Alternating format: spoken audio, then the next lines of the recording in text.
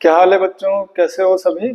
पिछले वीडियो में हमने देखा था प्रश्नावली 4.1 तक के सारे क्वेश्चन। पिछले वीडियो में हमने प्रश्नावली 4.1 तक के सारे क्वेश्चन किए थे और एक स्टेटमेंट, एक प्रश्न दिया हुआ उसको गणितीय रूप से कैसे व्यक्त करते हैं वो हमने सीखा था। आज हम देखेंगे कि एक द्विघात समीकरण को हल कैसे करते हैं, उसके मूल कैसे प्राप्त करते हैं। द्विघात समीकरण को जैसे हम हल करेंगे अलग अलग विधियों के माध्यम से, तीन विधियां लगाते हैं हम। पहली है गुणनखंड विधि, दूसरी है पूर्ण वर्ग विधि, वो तीसरी द्विघातीय सूत्र से जिसे कि हम श्रीधराचार्य 4.2 पूरी कवर कर रहे होंगे। 4.2 तक के जितने भी उदाहरण हैं, मतलब 2 तक के उदाहरण तो हमने कर दिए थे, तो उदाहरण नंबर 2 तक तीसरे उदाहरण से लेकर के 4.2 में जितने भी प्रश्न हैं उन सबको हम हल कर रहे होंगे। इसमें वीडियो में आप सीखेंगे सिर्फ गुणनखंड विधि। गुणनखंड विधि द्वारा द्विघातीय समीकरण को कैसे हल करते हैं, कैसे मूल प्राप्त करते हैं, वो हम इस वीडियो में सीख रहे होंगे। तो जो हमें देखना है वो है कि गुणनखंड विधि। गुणनखंड विधि जैसे अभी बताया था, द्विघातीय समीकरण को तीन तरह से हम सॉल्व कर सकते हैं। पहली गुणनखंड विधि है, दूसरी पूर्ण वर्ग विधि है और तीसरी है हमारी श्रीधराचार्य सूत्र से या द्विघातीय सूत्र से, श्रीधराचार्य विधि जो है। अब गुणनखंड विधि ये बताता हूँ कि गुणनखंड विधि द्वारा हम कैसे एक द्विघातीय समीकरण को सॉल्व करते हैं। जैसे कि उदाहरण नंबर 3 जो है, उदाहरण नंबर 3 जो है उसी की जो समीकरण है हमारे पास, समीकरण है 2x² माइनस 5x प्लस 3 बराबर 0। समीकरण क्या है? 2x² माइनस 5x प्लस 3 बराबर 0। इस समीकरण को गुणनखंड विधि से हमें हल करना है और इसके मूल प्राप्त करने हैं। हमें प्राप्त क्या करना है? इसके मूल प्राप्त करने हैं। अब इसके मूल कैसे प्राप्त करेंगे वो बताता हूँ। गुणनखंड विधि के जो स्टेप हैं, गुणनखंड विधि के जो स्टेप हैं वो देखने हैं और बाकी आसान है सब कुछ। क्या करना है? x² के गुणांक और अचर पद को गुणा करेंगे। x² का गुणांक जिसे कि अपन a बोलते हैं और अचर पद जो कि हमारा c होता है उसको गुणा करेंगे तो एक संख्या आएगी। सबसे पहला जो स्टेप है अपना, पहला स्टेप क्या है? x² के गुणांक को अचर पद से हम गुणा करेंगे तो कोई मान आएगा, उस मान को हमने y मान लिया है तो करेंगे। यहाँ पर x² का गुणांक 2 है हमारे पास, गुणा 3, 3 दूनी 6 हमारे पास आएगा। अब गुणनखंड विधि में क्या होता है, जब x² के गुणांक और अचर पद को गुणा करते हैं, मतलब a और c को गुणा करते हैं, जो मान आता है उसको हम उसके गुणनखंड बनाएंगे। जो मान प्राप्त होगा उसी के हम गुणनखंड बनाएंगे। अब किस हिसाब से गुणनखंड बनाएंगे? कुछ भी नहीं बना सकते। इसके अगर गुणनखंड करें तो हमें क्या क्या प्राप्त होगा? 1 गुणा 6 जो कि 6 होता है, 2 गुणा 3 जो कि 6 होता है। इसके अलावा इसके गुणनखंड और कुछ भी नहीं हो सकते। 3 गुणा 2, बात एक ही है, दोनों सेम ही है, तो लिखें या नहीं लिखें। तो जो a और c को गुणा करने पे संख्या आएगी उसके हमें गुणनखंड बनाने हैं। अब इसके गुणनखंड क्या क्या होंगे? या तो ये होगा या ये होगा या फिर ये होगा। अब इनमें से कौन सा लेंगे, कौन सा गुणनखंड हम लेंगे? अब स्टेप आता है हमारा स्टेप नंबर 2। स्टेप नंबर 2 क्या कहता है? इसको ऐसे विभाजित करना है दो संख्याओं में। जो a और c का मल्टीप्लिकेशन गुणनफल हमें आया है उसको दो संख्याओं में इस प्रकार विभाजित करना है कि बीच वाला पद आ जाए जोड़ने या घटाने पर। उस संख्या को जोड़ने या घटाने पर बीच वाला पद आ जाए। अब दो बातें हैं कि जोड़ना है या घटाना है। अगर जोड़ना है या फिर घटाना है वो इस पर निर्भर करेगा। अगर दूसरे पद और तीसरे पद के बीच में जो चिन्ह है वो बताएगा कि जोड़ना है या घटाना है। दूसरे और तीसरे पद के बीच में क्या है? प्लस का है। तो हमें क्या करना है कि दो ऐसी संख्याएं लेनी है जिनको जोड़ने पर -5 आता हो। अब इसके गुणनखंड ये करे हमने। कौन सी ऐसी संख्या है जिनको जोड़ने पर -5 आ सकता है? -2 और -3 अगर लेंगे तो क्या आएगा? माइनस के 5 आएगा क्या? हमें संख्या माइनस को छोड़ते हैं, सीधा लेते हैं अपन। 2 और 3 को ऐड करेंगे तो कितना आएगा हमारे पास? 5।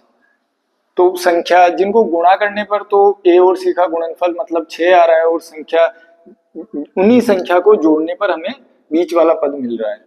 तो हम गुणनखंड किस किस में करेंगे? 2 और 3 में। 2 और 3 में विभाजित करेंगे हम किस वाले पद को? बीच वाले पद को। तो इसको आगे बढ़ाएंगे। 2x² माइनस, हमने विभाजित किस में किया है? 2 + 3 में। ठीक है, ये x ऐसा का ऐसा प्लस 3 बराबर 0। 2x² माइनस अंदर गुणा होगा तो माइनस के 2 और इसके साथ x गुणा होगा तो x, सेम ऐसा का ऐसा माइनस 3x प्लस 3 बराबर 0। अब इनमें से कॉमन ले लेंगे। कॉमन क्या आ रहा है? 2x कॉमन आ रहा है। अंदर क्या बचेगा? x minus 1। पूरा पद बाहर चला गया, मतलब जहां कुछ नहीं है वहां 1 बचता है गुणे में। जिसके गुणे में कुछ नहीं है उसके गुणे में 1 बचता है। 3 को कॉमन ले लेते हैं। अंदर क्या बचेगा? x। अब -3 कॉमन लिया तो अंदर क्या बचेगा? माइनस का 1 बचेगा, क्योंकि माइनस माइनस से गुणा होगा। -3 -1 प्लस का 3 बराबर में 0।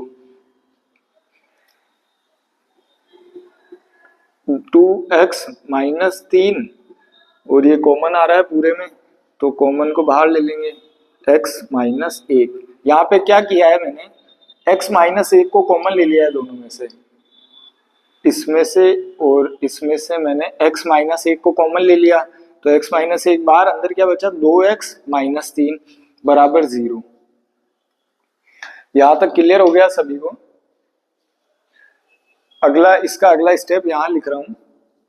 हमें प्राप्त हुआ है x -1 बराबर 0। दोनों पदों को अब 0 के बराबर रखेंगे। और दूसरा हमें मिला है 2x -3 बराबर 0। तो इसको सॉल्व करेंगे। x बराबर क्या आएगा? माइनस का 1 उधर जाके प्लस का 1। इसको करेंगे तो x बराबर -3 उधर जाके प्लस का 3, और जो गुणा में 2 है वो इधर जाएगा तो भाग में 2। हमें 2 मूल प्राप्त हुए हैं।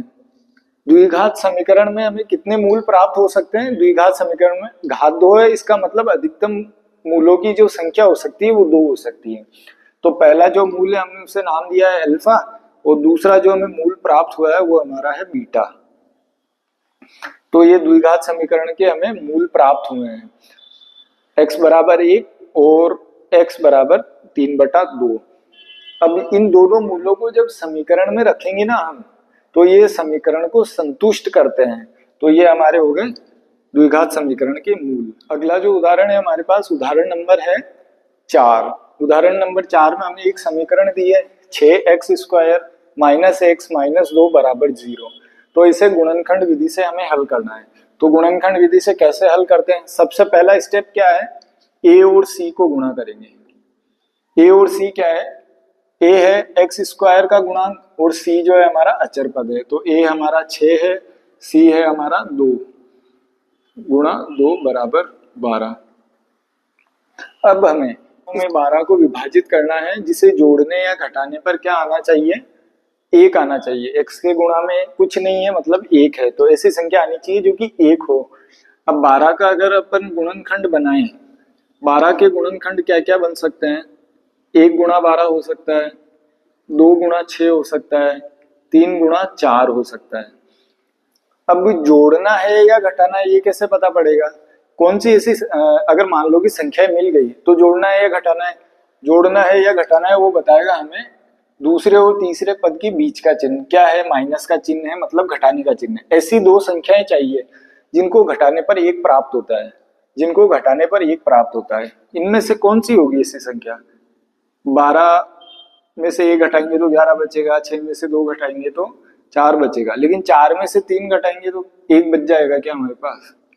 4 - 3 करें तो ठीक रहेगा, बराबर क्या आ रहा है? 1। हमें क्या चाहिए? 1 चाहिए। और इनको अगर आपस में गुणा करेंगे तो क्या आएगी संख्या? आपस में गुणा करने पर 3 चौक 12 आ रहा है हमारे पास। तो हम 12 को किस में विभाजित करेंगे? 4 और 3 में। तो बीच वाले पद में करते हैं विभाजन, 6x² माइनस x माइनस का 2 बराबर 0। अब इसको विभाजित करेंगे, 6x² माइनस किस में करा है अपन ने, 4 माइनस 3 में विभाजित करा है, x ऐसा का ऐसा -2 बराबर का 0। 6x² माइनस अंदर जाएगा तो माइनस के 4 और x भी इससे गुणा हुआ तो 4x, फिर माइनस अंदर जाएगा माइनस माइनस प्लस 3, ये x आएगा 3x माइनस का 2 बराबर का 0। अब दोनों को थोड़ा सा एडजस्ट करके लिख सकते हैं ताकि इसमें कॉमन लेना हमारे आसान हो जाए। तो इसको क्या करेंगे, 6x² प्लस के 3 को मैं इधर ले आता हूँ, प्लस 3x माइनस का 4x माइनस का 2 बराबर में 0। दोनों में क्या कॉमन आ रहा है, इस वाले में 3x कॉमन आ रहा है, इधर क्या बचेगा 3x, इधर बचेगा हमारे पास 2x, 3 दूनी 6 और x x² 2x प्लस इधर पूरा का पूरा पद बाहर चला गया मतलब 1 बचा। इधर हमारे पास माइनस का 2 कॉमन आ रहा है तो 2x प्लस 1 बराबर में 0। 2x प्लस 1 को 2x प्लस 1 को पूरे को बाहर कॉमन ले लिया, 2x प्लस 1 अंदर क्या बचा है 3x माइनस का 2 बराबर में 0। इसको हम देखें 2x प्लस 1 बराबर में 0, दोनों पदों को 0 के बराबर लिखेंगे। दूसरा है हमारे पास 3x माइनस का 2 बराबर में 0, तो x बराबर क्या हो जाएगा, 1 उधर जाके माइनस का 1, 2 जाएगा भाग में, x माइनस 2 उधर जाके 2, ये जाएगा भाग में 3। हमारा अल्फा जो है मूल और हमारा बीटा मूल क्या क्या प्राप्त हुए हमें अल्फा और बीटा मूल में, अल्फा जो है -1/2 और बीटा जो है हमारा 2/3। ये हो गया हमारे इस समीकरण के मूल प्राप्त हो गए। उदाहरण नंबर 5 जो है हमारे पास एक समीकरण दी हुई है और इसके मूल हमें प्राप्त करने हैं। समीकरण क्या है हमारे पास, 3x² minus 2 root 6x plus 2 बराबर 0। तो गुणनखंड विधि, इससे पहला स्टेप क्या है गुणनखंड विधि का, a और c को गुणा करेंगे, x² के गुणांक और अचर पद को गुणा करेंगे। क्या है x² का गुणांक 3 और अचर पद है हमारा 2, 3 दूनी 6, 3 दूनी 6। अब इसको ऐसे विभाजित करना है दो संख्याओं में कि जोड़ने या घटाने पर हमारे पास 2 रूट 6 आना चाहिए, जोड़ने या घटाने पर हमारे पास क्या आना चाहिए 2 रूट 6। तो अब जोड़ने पर या घटाने पर, तो बीच वाला पद चिन्ह देखेंगे हम कि जोड़ने पर आना चाहिए, कोई भी ऐसी दो संख्या विभाजित करें कि जोड़ने पर आए। तो 6 को अपन रूट 6 इंटू रूट 6 में लिख सकते हैं क्या, रूट 6 इंटू रूट 6 बराबर आ गया हमारे पास 6, और रूट 6 प्लस रूट 6 दोनों को प्लस करेंगे तो क्या आएगा 2 रूट 6 आएगा। क्या हमारे पास अगर रूट 6 और रूट 6 को प्लस करेंगे तो 2 रूट 6, तो क्या आ रहा है 2 रूट 6 भी आ गया है हमारे पास, और 6 को हमने दो संख्याओं में विभाजित कर दिया है। तो मतलब हमारे गुणनखंड क्या क्या होंगे, रूट 6 प्लस रूट 6। समीकरण में रखेंगे ऐसा कैसा, 3x² माइनस 2 रूट 6 को मैंने विभाजित किया है रूट 6 प्लस रूट 6 में, x गुणा में ऐसा का ऐसा प्लस 2 बराबर में 0। 3x² minus root 6x, x भी गुणा में चल रहा है ना तो x आएगा, माइनस रूट 6x प्लस 2 बराबर में 0। अब ध्यान देने वाली बात क्या है कि इनमें से कुछ ऐसा दिख नहीं रहा है कि जो हम कॉमन ले सकें, ऐसा कुछ दिख नहीं रहा है कि कॉमन ले सके, लेकिन थोड़ा सा दिमाग लगाएंगे तो हमें दिखेगा। अब बताता हूँ क्या दिमाग लगाना है। हम इस 3x² को कुछ इस प्रकार लिख सकते हैं क्या, रूट 3x, रूट के अंदर सिर्फ 3 है, x बाहर है, गुणा रूट 3x, कुछ इस प्रकार लिख सकते हैं क्या हम इसे, रूट 3 इंटू रूट 3, 3 और x इंटू x, x², तो हमें पुनः क्या प्राप्त हो जाएगा 3x²। तो हमें इसको इससे विभाजित कर दिया, -√6x हमारा ऐसा कैसा, -√6x ऐसा कैसा। 2 को कैसे कैसे लिख सकते हैं, 2 को अपन √2 गुणा √2 लिख सकते हैं, बराबर में हमारा इस पूरे में हमें कॉमन क्या आ रहा है, √3x कॉमन आ रहा है।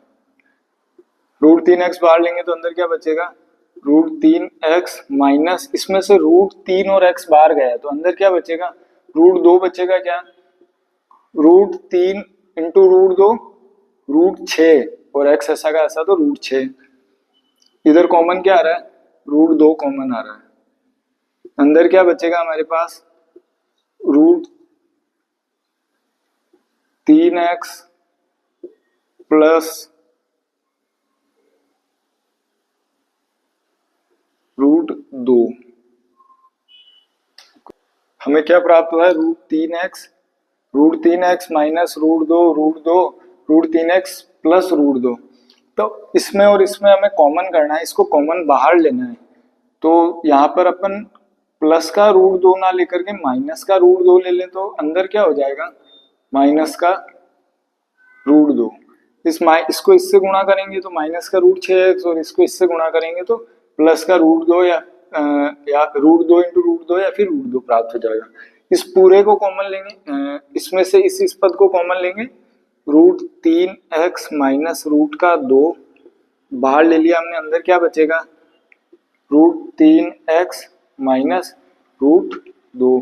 दोनों पद समान ही है तो किसी भी एक को हम 0 के बराबर लिख देंगे। किसी भी एक को हम 0 के बराबर लिखेंगे, √3x माइनस √2 बराबर 0। और ये तो पहला है, दूसरा भी हमारे पास सेम है, 3x माइनस √2 बराबर 0। तो x बराबर हमें क्या प्राप्त होगा, √2 उधर जाके प्लस का बटा में √3, इसको ऐसा लिख देंगे, √2 बटा 3। और इसका भी सेम आंसर क्या आएगा, √2 बटा 3। और हमारे अल्फा और बीटा दोनों सेम है, अल्फा और बीटा दोनों समान है हमारे। ये हो गया हमारे इस समीकरण के मूल प्राप्त। उदाहरण नंबर 6 देखेंगे। उदाहरण नंबर 6 क्या कह रहा है कि अनुच्छेद 4.1 जो है, जो कि एक भूखंड के बारे में हमें दिया हुआ है, उसी के हमें मूल ज्ञात करने हैं। पहले तो उसकी समीकरण बनानी पड़ेगी, जो कि अपने पिछले वीडियो में 4.1 वाला जो वीडियो है उसमें हमने समीकरण बनाई थी, और वो अभी भी बता दूंगा कि कैसे समीकरण बनेगी और कैसे हम उसके मूल गुणनखंड विधि से प्राप्त करेंगे। कह क्या रहा है कि 300 मीटर स्क्वायर का भूखंड है, 300 मीटर स्क्वायर का भूखंड है, या फिर जो कक्ष है 300 मीटर स्क्वायर का है। बातें क्या क्या दे रखी है, एक तो दे रखी है कि उसकी लंबाई दे नहीं रखी है, तो मान लिया कि लंबाई है हमारे पास x। उसकी चौड़ाई जो है ना, उसकी जो चौड़ाई है वो लंबाई के दुगनी के 1 ज्यादा है। लंबाई का 2 गुना करेंगे तो 2x लिख सकता हूँ। लंबाई हमारी x है तो 2 गुनी लंबाई क्या होगी, 2x, और उसका 1 ज्यादा है, उसका 1 ज्यादा कर दिया मैंने। तो इससे पहले समीकरण बनाएंगे, उसके बाद उसके मूल निकालेंगे। तो बराबर में 300 है मान लो हमारे पास मीटर स्क्वायर, तो लंबाई इंटू चौड़ाई होता है क्या, क्षेत्रफल। लंबाई इंटू चौड़ाई से हमारा क्षेत्रफल प्राप्त होगा, जो कि 300 मीटर स्क्वायर है। लंबाई क्या है, x है हमारे पास, चौड़ाई क्या है हमारे पास, 2x प्लस का 1 बराबर में 300। गुणा करेंगे 2x स्क्वायर प्लस x, उस 300 को इधर लेके आया माइनस 300 बराबर में 0। तो समीकरण हमें जो प्राप्त होगी, जो कक्ष के बारे में हमें बातें बताई गई है, उससे जो हमें द्विघात समीकरण प्राप्त होगी वो क्या है, 2x square plus x minus 300 बराबर 0। अब इस समीकरण के मूल प्राप्त करने हैं, हमें लंबाई प्राप्त करनी है इसकी, और चौड़ाई भी पता कर लेंगे अपन। x का मान चाहिए हमें, उसके बाद जो भी होगा हमें पता चल जाएगा। समीकरण है हमारी 2x square plus x minus का 300 बराबर में 0। गुणनखंड विधि क्या कहती है, x स्क्वायर के गुणांक और अचर पद जो कि लास्ट का c पद होता है उसको गुणा करेंगे, जो संख्या प्राप्त होगी उस संख्या को दो ऐसे संख्याओं में विभाजित करेंगे जिनको जोड़ने या घटाने पर हमें क्या प्राप्त हो, एक, गुणा में कुछ नहीं है तो एक प्राप्त हो, बीच वाले पद की जो संख्या है वो प्राप्त हो। तो पहले इसको गुणा करेंगे, 2 गुणा 300 बराबर हो गया हमारे पास 600। अब 600 को दो ऐसी संख्याओं में विभाजित करना है जिनको जोड़ने या घटाने पर, अब जोड़ेंगे या घटाएंगे बीच वाला पद, दोनों पदों के बीच की जो चिन्ह है वो बताएगा। माइनस है मतलब घटाने वाला होना चाहिए। दो ऐसी संख्या है जिनको घटाने पर एक प्राप्त हो और वो 600 के गुणनखंड में आना चाहिए। तो 600 का गुणनखंड करें अपन पहले, 2 300 2 150 2 75, 3 से करेंगे 25 75, फिर 5 5। 600 का गुणनखंड करेंगे तो कुछ ऐसे प्राप्त होगा हमें। तो ये हो गया 2 दूनी 4, 4 दूनी 8, 8 तिया 24, यहाँ तक हमें मिल रहा है 24, वो 55 25। अब 24 और 25 ले सकते हैं क्या? कोई ऐसी संख्या चाहिए जिनको घटाने पर मतलब हमें पता ही चल गया है कि घटाने पर एक प्राप्त हो। तो कोई कंटिन्यू संख्याएं होगी जिनको घटाने पर, क्योंकि 5 में से 4 गए तो 1, जैसे ही 25 में से 24 गए तो 1। तो इसको हम विभाजित करेंगे 25 माइनस 24 में। किसमें विभाजित करेंगे? 600 को 25 माइनस 24 में। तो प्राप्त क्या होगा हमें? 25 माइनस 24 1। ये नियम चल रहा है हमारा, और हमने इनको गुणा करेंगे, 25 गुणा 24 करेंगे तो भी हमें 600 प्राप्त हो रहा है। तो विभाजित किस किस में करेंगे हम बीच वाले पद को? 25 माइनस 24 में। तो 2x स्क्वायर प्लस 25 माइनस 24 गुणा में x माइनस 300 बराबर 0। 2x square 25x minus 24x minus 300 बराबर 0। अब इसको इधर लिख देते हैं ताकि अपन कॉमन ले सकें। 2x square minus 24x plus 25x minus 300 बराबर 0। दोनों में क्या कॉमन आ रहा है? 2x कॉमन आ रहा है। यहाँ पे क्या बचेगा? x माइनस 2 कॉमन ले लिया तो 12 बचेंगे, 12 दूना 24 12। इसमें क्या कॉमन आ रहा है? 25 कॉमन ले सकते हैं अपन, प्लस 25। यहाँ पे क्या बचेगा? x।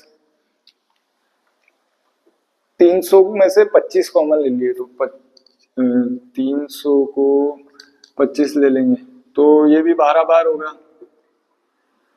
25 दाए 250, वो 25 दूनी 50 300। ठीक है, ये कॉमन आप जोड़ बाकी करके ले सकते हैं बराबर में जो अपना चल रहा है। ठीक है, x माइनस 12 को कॉमन ले लेंगे, x माइनस 12। अंदर क्या बचेगा? इसमें से और इसमें से मैंने x माइनस 12 को कॉमन ले लिया। अंदर क्या बचेगा? 2x plus 25। 2x प्लस 25 बचा हमारे पास, तो दोनों को हम 0 के बराबर लिखेंगे। 12 बराबर 0 और एक तरफ है हमारा 2x प्लस 25 बराबर 0। x का मान यहाँ से क्या प्राप्त होगा? 12 उधर गए तो प्लस के 12। x बराबर क्या प्राप्त हो रहा है? 12। ये हो गया हमारा अल्फा। इसको करेंगे x बराबर में 25 उधर गया तो माइनस का 25 भाग में जाएगा 2। ठीक है, ये हमें x का मान प्राप्त हुआ है। तो x का मान हमें मिल रहा है 12।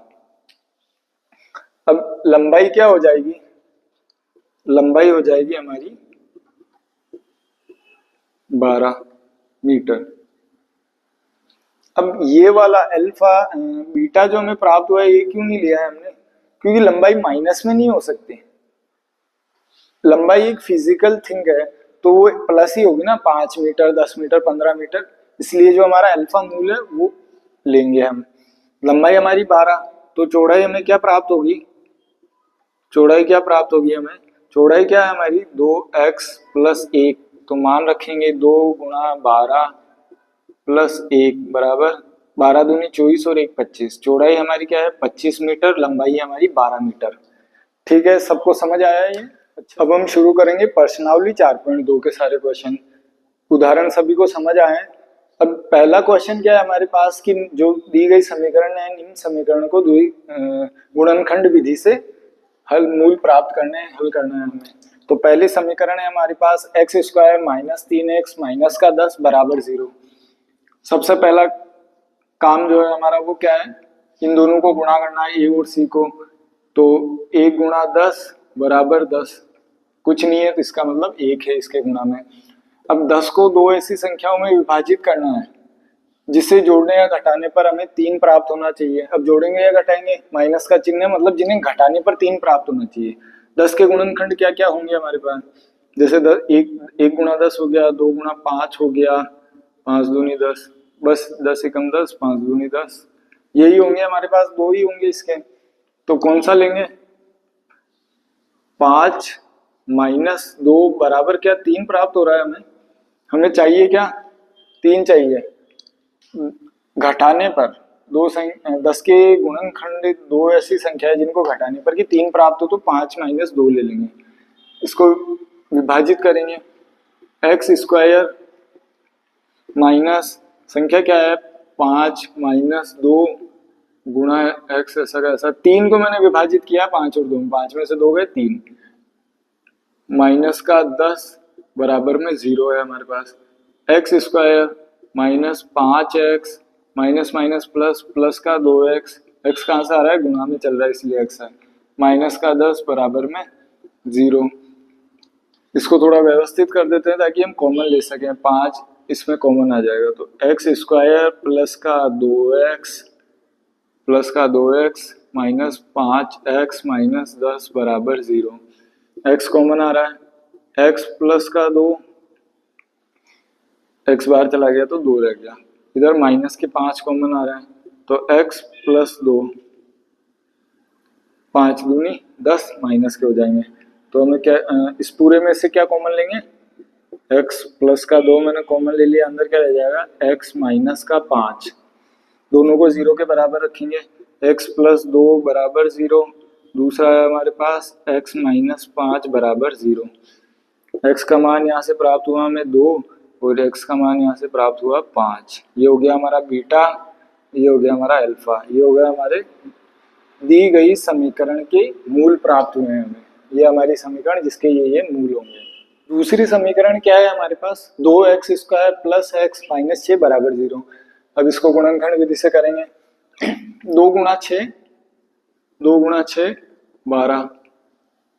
अब हमें क्या, माइनस का चिन्ह है, मतलब घटाने पर क्या आना चाहिए, 1 आना चाहिए।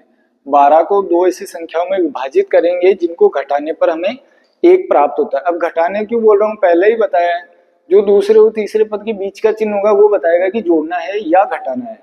विधि में या तो जोड़ा जाता है या घटाया जाता है। अब घटाना है या जोड़ना है, जो बीच वाला चिन्ह होगा दूसरे और तीसरे पद का वो बताएगा। तो माइनस का चिन्ह है, इसका मतलब हम घटाएंगे। अब 12 को दो ऐसी संख्या में घटाओ, दो ऐसी संख्या जिनका गुणनफल तो 12 है और उनको घटाने पर हमें 1 प्राप्त होता है। तो 12 को गुणा 1, 12 माइनस 1 तो 11 हो जाएगा, तो ये नहीं होगा। 2 गुणा 6 है हमारे पास, 3 गुणा 4, 3 चौक 12, ये हो जाएगा। यहाँ पर हम ले सकते हैं 4 माइनस 3, 4 माइनस 3 हमें 1 प्राप्त हो जाएगा और 4 तिरिक 12, यहाँ पर हम अप्लाई कर सकते हैं। ठीक है, 2x स्क्वायर प्लस, यहाँ पे क्या रख दूँ, 4 माइनस 3, 4 माइनस 3 1 बच जाएगा हमारे पास, x ऐसा का ऐसा, माइनस 6 बराबर में 0।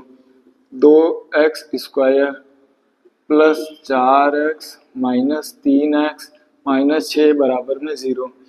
क्या कॉमन आ रहा है, 2x, अंदर बचेगा x प्लस का 2, 2 बार आ गया तो 2 दूनी 4, इधर क्या माइनस 3 कॉमन आ रहा है, x प्लस का 2,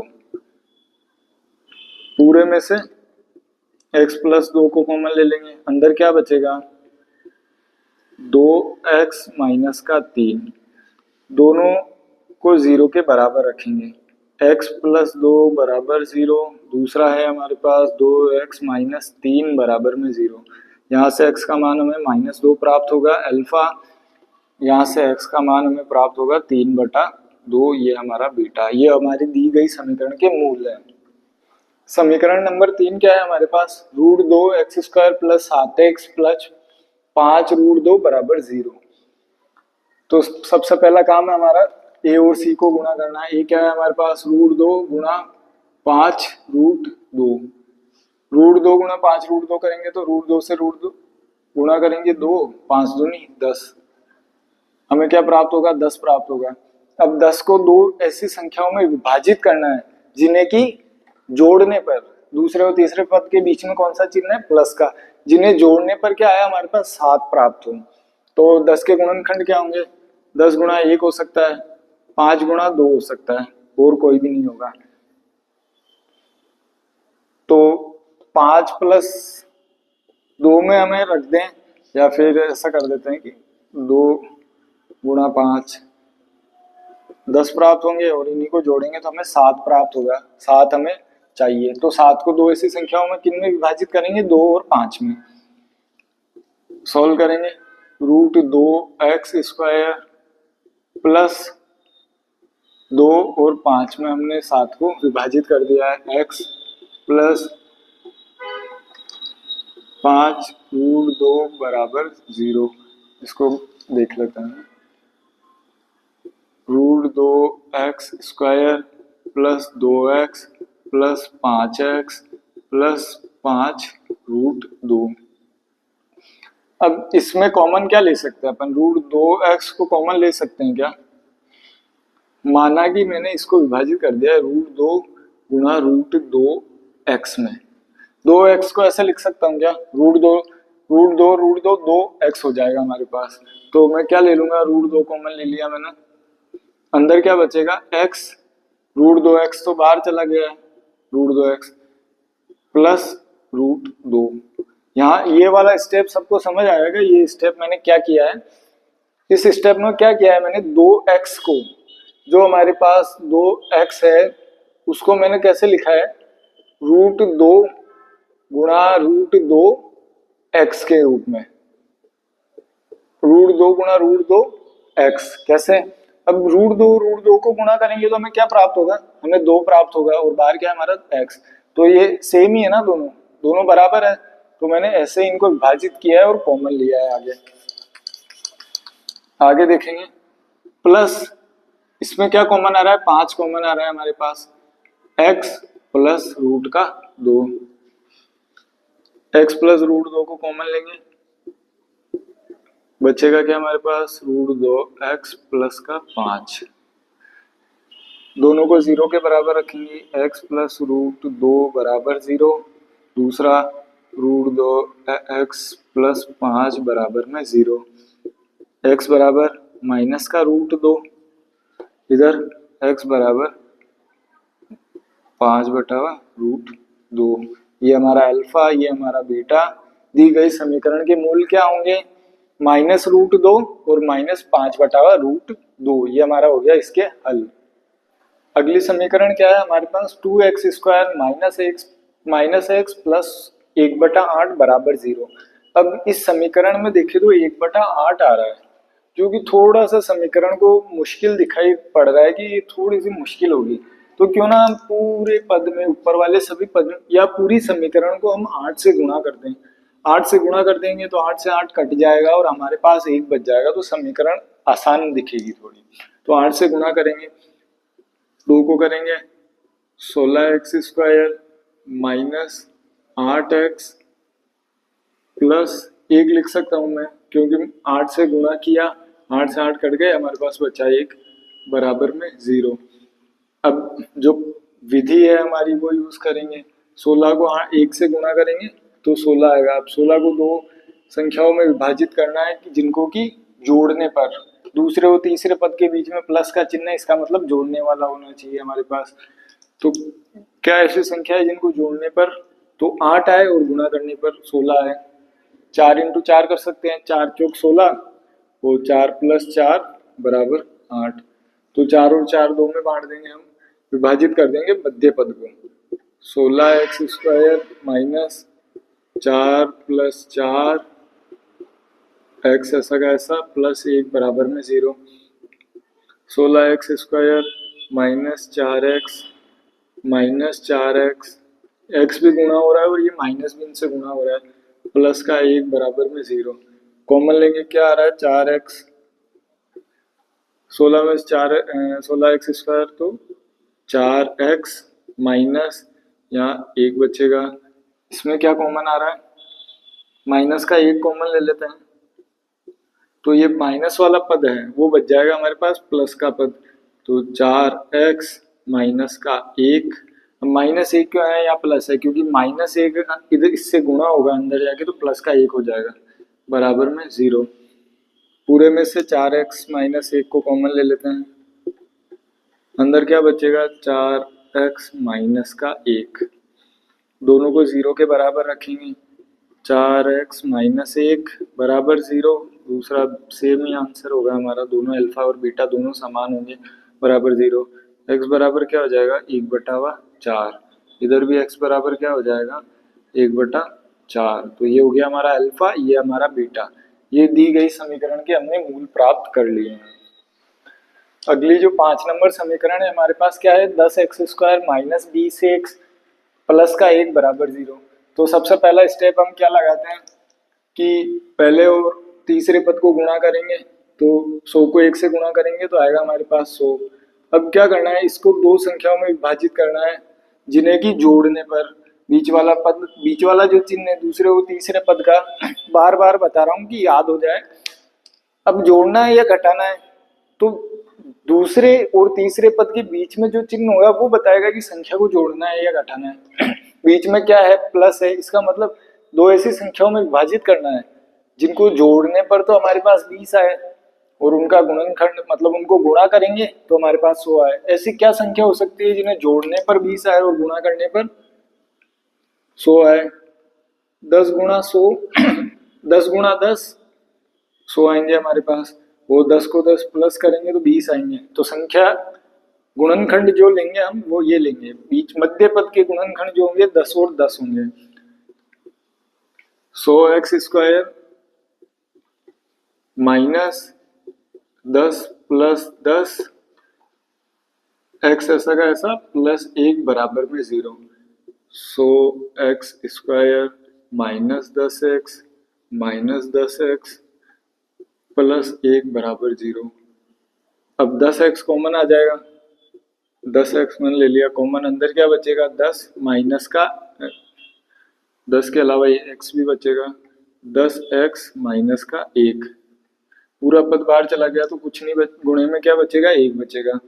अब इधर क्या कॉमन लें, इधर कॉमन आ रहा है हमारे पास 1, क्यों ना माइनस का 1 ले लें, तो ये क्या हो जाएगा अंदर 10x माइनस का 1।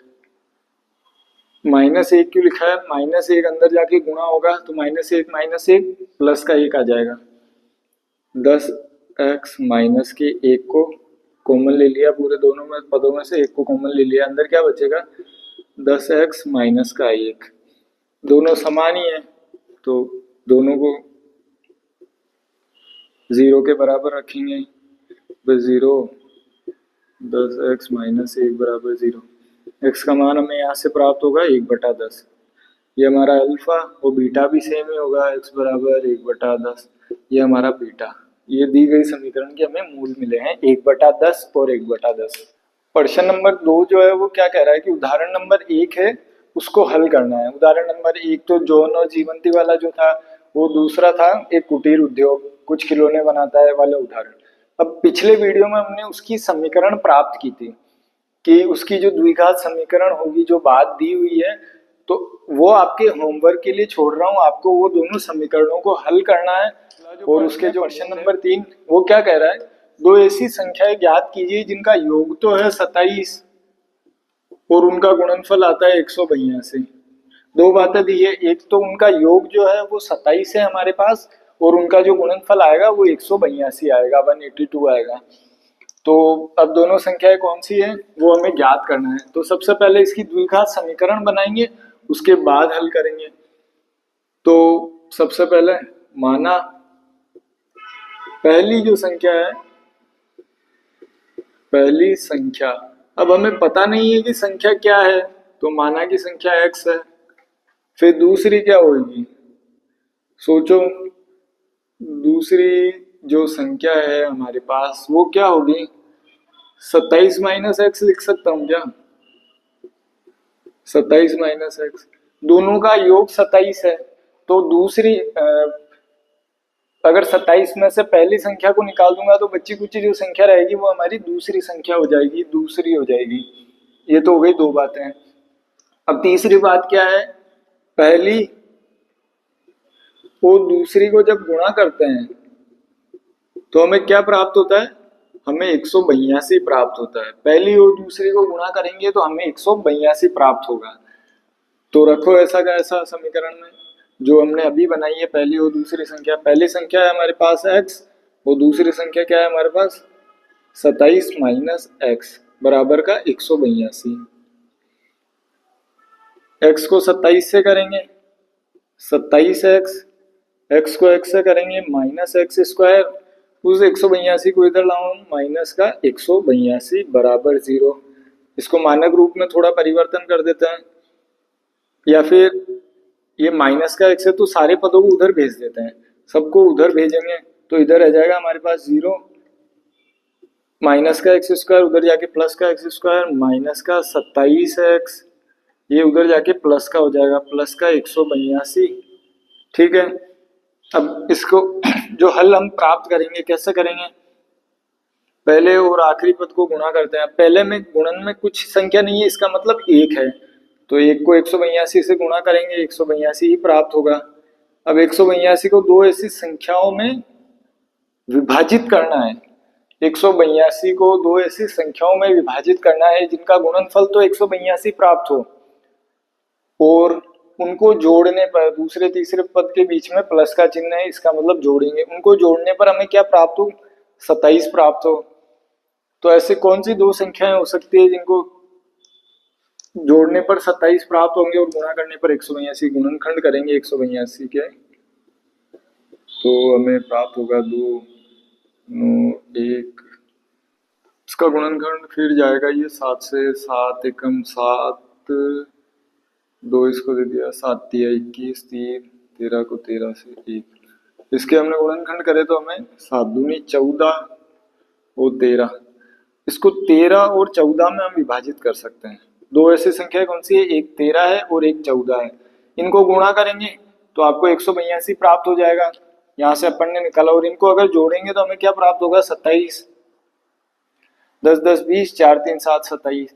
तो 27 को मध्य पद को हम किस में विभाजित करेंगे, उन दो संख्याओं में विभाजित करेंगे, वो है हमारी 13 और 14, विभाजित करेंगे x square minus 13 plus 14 x ऐसा कैसा plus 182, x square minus 13x minus 14x plus का 182, इसमें कॉमन आएगा हमारे पास x कॉमन आएगा, x माइनस का 13, यहाँ से क्या कॉमन ले लें, माइनस का 14 कॉमन ले लेते हैं, तो हमारे पास क्या बच जाएगा x। अब अंदर जो चिन्ह आएगा वो आएगा माइनस का, क्योंकि माइनस माइनस गुणा होंगे तो प्लस हो जाएगा, माइनस का 13, 14 इंटू 13 182, x माइनस 13 को हमने ले लिया कॉमन, अंदर क्या बचेगा x माइनस का 14, दोनों को 0 के बराबर रखेंगे, x माइनस का 13 बराबर 0, दूसरा है हमारे पास x माइनस का 14 बराबर 0, क्या संख्या मिलेगी, x बराबर 13 और इधर मिलेगी हमें x बराबर 14, ये हमारा अल्फा हो गया, ये हमारा बीटा हो गया। x का मान हमें एक तो मिल रहा है 13 और एक मिल रहा है 14, तो x का मान तो मिल गया हमें 13। दूसरी संख्या क्या होगी, 27 माइनस एक्स, मतलब कि 27 माइनस 13 हमारे पास बचेंगे 14, तो दो संख्याएं कौन कौन सी हो गई, एक 13 हो गया, एक हो गया हमारा वो क्या कह रहा है हमारे पास। और ऐसा प्रश्न हमने पिछले वीडियो में 4.1 वाला जो वीडियो उसमें भी करा था। दो क्रमागत धनात्मक पूर्णांक जिनके वर्गों का योग क्या है 365, जिनके वर्गों का योग हमें प्राप्त होगा 365। अब दो क्रमागत का मतलब क्या होता है, क्रमागत किसे कहते हैं, एक के बाद एक। जैसे 1 2 3 4 5 ये क्रमागत चल रहा हूं मैं, एक के बाद एक लेके आ रहा हूं। वैसे दो क्रमागत का मतलब पहली अगर x है तो दूसरी क्या होगी x+1 होगी, क्योंकि क्रमागत का मतलब जैसे कि 3 और 4 क्रमागत है। और 3 और 4 में क्या फर्क है, मान लिया कि 3 हमारा x है तो अगला पद क्या होगा उसका, 3 में से एक जोड़ दिया हमें प्राप्त हुआ 4। दो क्रमागत प्राप्त करने क्या करेंगे, उसके अंदर एक जोड़ देंगे तो हमें दो क्रमागत संख्याएं प्राप्त हो जाएगी। अब दो बातें कह रहे हैं, एक तो दो क्रमागत, माना पहली क्या है हमारे पास, माना पहली जो है वो है हमारे पास x, दूसरी क्या हो जाएगी, क्रमागत है तो दूसरी हमारे पास हो जाएगी x+1। ये हमें दो मिल गई। माना कि पहली x है और दूसरी x+1 है। अब पहली शर्त हुई है तो दूसरी क्या कह रहा है कि जब पहली और दूसरी का वर्ग करेंगे, पहले का स्क्वायर और दूसरी का स्क्वायर, वर्गों का योग योग करूंगा, दूसरी हमें क्या प्राप्त होगा, हमें प्राप्त होगा 365। इसी समीकरण में रखेंगे मान, पहली है हमारे पास x, पहली है x तो x का स्क्वायर प्लस x+1 का स्क्वायर, उसको उधर ही रहने देते हैं अभी तो 365। X square a plus b का होल स्क्वायर है तो कैसे खुलेगा, a square plus b square plus 2ab। अब एक को दो से गुणा करेंगे तो एक प्राप्त आएगा 365। X square 2x square plus 2x, और ये एक है इधर लिख रहा हूँ, प्लस का एक, एक का स्क्वायर एक, और उसको इधर लेके आ रहे हैं 365 को, 365 2x स्क्वायर प्लस 2x, ये प्लस का माइनस से जाएगा तो माइनस के हमारे पास बचेंगे 364 बराबर में 0। ये हमें प्राप्त हुई समीकरण। अब कह क्या रहा है कि वो क्रमागत संख्याएं निकालनी है तो इस समीकरण के मूल निकालने पड़ेंगे, हमें x का मान निकालना पड़ेगा। तो क्या करेंगे, गुणा करेंगे इन दोनों को, 364 गुणा 2, 364 गुणा 2 क्या प्राप्त होगा, 4 दूनी 8, 6 दूनी 12 का 2, 3 दूनी 6, 1 7, 728। 728 को दो ऐसी संख्याओं में विभाजित करना है जिनको घटाने पर क्या प्राप्त हो, दो प्राप्त हो। घटाने का चिन्ह है, दूसरे और तीसरे पद के बीच वाला चिन्ह बताता है कि जोड़ना है या घटाना है, तो हमें घटाना है क्योंकि माइनस का चिन्ह है। जिनको घटाने पर तो दो प्राप्त हो जाए और गुणा करने पर हमें 728 ए और सी का गुणनफल मिल जाए। तो 728 को दो ऐसे संख्याओं में विभाजित करेंगे जिन्हें घटाने पर हमें प्राप्त होता है। तो अब इसके पहले गुणनखंड बनाए अपन, तो 2 से जाएगा 3, 6 4, फिर 2 1 8, 2 2 से 9 1, 7 से जाएगा 1 3, ये 13 से। इसके हम गुणनखंड क्या क्या प्राप्त कर सकते हैं, 2 दूनी 4, 7 चौक 28, 28 और 13 दूनी 26। इसको 26 और 28 कर सकता हूँ क्या मैं, या फिर 28 और 26 जो भी बोले अपन, 26 और 28। घटाने पर हमें क्या प्राप्त होगा, 2, और इन दोनों को गुणा करेंगे तो हमें प्राप्त क्या होगा, 728। तो इसको विभाजित करेंगे मध्य पद को, 2x स्क्वायर प्लस अंदर हमने किस में करा है 26 माइनस 28x, हाँ x बाहर है अभी तो, x माइनस 364 बराबर 0। 2x square plus 26x -28x -364 बराबर 0। अब इसमें ये गलती कर दी है हमने। समीकरण क्या है? प्लस का 2, 26 माइनस 28 माइनस का 2 प्राप्त होगा। हमें प्लस का 2 चाहिए, तो इसको उल्टा करना पड़ेगा। 2x² प्लस 28 माइनस 26 होगा, ना कि 26, क्योंकि 28 माइनस 26 ही हमें 2 प्राप्त होगा। 26 माइनस 28 तो माइनस का 2 हो जाएगा। 28 माइनस का 26 बराबर 2। x माइनस 364 बराबर 0। 2x² plus 28x minus 26x minus 364 बराबर का 0।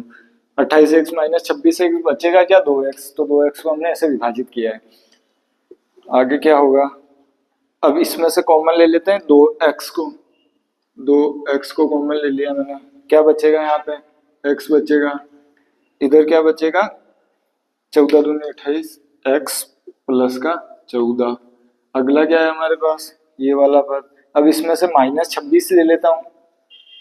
माइनस का 26 कॉमन ले लूंगा, तो अंदर क्या बचेगा? x प्लस आएगा, क्योंकि माइनस और माइनस,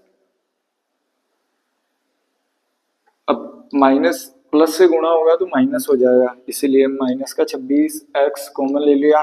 x आ गया। इस पद से हमें क्या बचेगा? हमारे पास बचेगा 14 बराबर में जो हमारा 0 है। 2x माइनस 26 कॉमन निकाल लिया बाहर, x प्लस 14। दोनों को 0 के बराबर रखेंगे। 2x माइनस 26 बराबर 0, x प्लस 14 बराबर 0। मान क्या प्राप्त होगा? x बराबर 26/2 बराबर 13। इसका हमें प्राप्त होगा x बराबर माइनस का 14। माना पहली x है और दूसरी हमारे पास x प्लस 1 है। अब ये लेंगे या ये लेंगे? प्रश्न बता रहा है कि कौन सी लेंगे, -14 लें या ये लें। x का मान, x के मान हमें 2 प्राप्त होते हैं, अल्फा और बीटा। समीकरण को संतुष्ट कर लें, लेकिन हमारे जो प्रश्न है उसको कौन संतुष्ट कर रहा है? 13। धनात्मक पूर्णांक बोल रहा है वो, तो धनात्मक मान तो यही है हमारे पास। पहली संख्या होगी हमारे पास 13 और दूसरी संख्या क्या होगी हमारे पास? 13 प्लस 1 बराबर 14। तो 2 क्रमागत संख्याएं कौन कौन सी हो गई? 13 और 14। अपने पास प्रश्न नंबर 5। प्रश्न नंबर 5 क्या कह रहा है? एक समकोण त्रिभुज है। एक हमारे पास है समकोण त्रिभुज।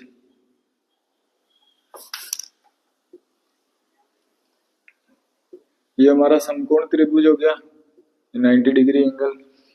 क्या कह रहा है? उसकी जो लंबाई है वो आधार से 7 सेंटीमीटर कम है, और जो कर्ण तो सीधा दे रखा है उसने, 13 सेंटीमीटर का कर्ण है हमारे पास। अब आधार नहीं दे रखा है तो माना, जो पता नहीं है उसको माना हमने कि x है। आधार क्या है हमारा? x है। लंबाई क्या कह रहा है? उसके आधार से 7 सेंटीमीटर कम है। आधार से 7 सेंटीमीटर कम है। ये हमारी हो गई इसकी लंबाई। तो ये हमारी लंबाई क्या हो जाएगी? हमारी लंबाई हो जाएगी x माइनस का 7। देखो अब तीनों पद है हमारे पास। हमें वैसे तो लंबाई और चौड़ाई निकाल के देनी है, लंबाई और आधार निकाल के देना है। तो वैसे तीनों पद है तो इसमें हम लगा सकते हैं कर्ण स्क्वायर बराबर आधार स्क्वायर प्लस लंब स्क्वायर। ये लगा सकते हैं हम इसमें, कर्ण स्क्वायर बराबर आधार प्लस लंब का स्क्वायर। कर्ण हमारे पास है 13, 13 का स्क्वायर। आधार क्या है हमारे पास? x, x का स्क्वायर प्लस लंब है x माइनस 7 का स्क्वायर। 13 इंटू 13, 13 गुना 13, 103 त्रिका 9, 169, यही होगा ना। 3 एकम 3, 13, 169। ठीक है, 159 एक्स स्क्वायर का एक्स स्क्वायर प्लस बी का whole square a square plus b square minus 2 a b जो है हमारा ये ठीक है ए है, वैसे तो आगे पीछे लिख रहा हूँ। 169 169 बराबर एक्स स्क्वायर और एक्स स्क्वायर को 2x स्क्वायर लिख सकते हैं। 2x स्क्वायर सातों सातों 49 माइनस 7 दूनी 14x, इसको इधर ले आए 0 बराबर 2x square minus 14x plus का 49 माइनस 169, इसको करेंगे 0 बराबर 2x स्क्वायर माइनस 14x, ये इसमें से गया तो बचेंगे अपने पास 50 70 120 माइनस के 120, इसको हल करेंगे आपस में गुणा करेंगे 12 दूनी 24 240 पहला और दूसरा पद क्या है, घटाने पर हमारे पास कितना प्राप्त होना चाहिए 14, इसको दो से संख्याओं में विभाजित करना है, इसके गुणनखंड करने हैं जिनको घटाने पर हमें 14 प्राप्त हो। करेंगे 2 120 2 120 60 2 30 2 15 3 5 5 2 दूनी 4 14 का अंतर आना चाहिए हमारे पास, 4 दूनी 8 5 तिरिक 15 2 दूनी 4 दूनी 8 8 दूनी 16, ये क्या है, क्या रहेगा 2 दूनी 4 दूनी 8 8 तिया 24 5 दूनी 10 10 और 24 ले सकते हैं, अंतर इनका 14 आ जाएगा। इसके अगर गुणनखंड करेंगे तो हमें प्राप्त होगा 10 और 24। अब क्या करना है कि घटाने पर 14 आने चाहिए, तो 24 माइनस का 10 बराबर 14, तो गुणनखंड जो करेंगे हम किस रूप में करेंगे 24 माइनस 10, वो 24 और 10 को गुणा करेंगे तो हमारे पास 240 आ जाएंगे, तो गुणनखंड करेंगे इसका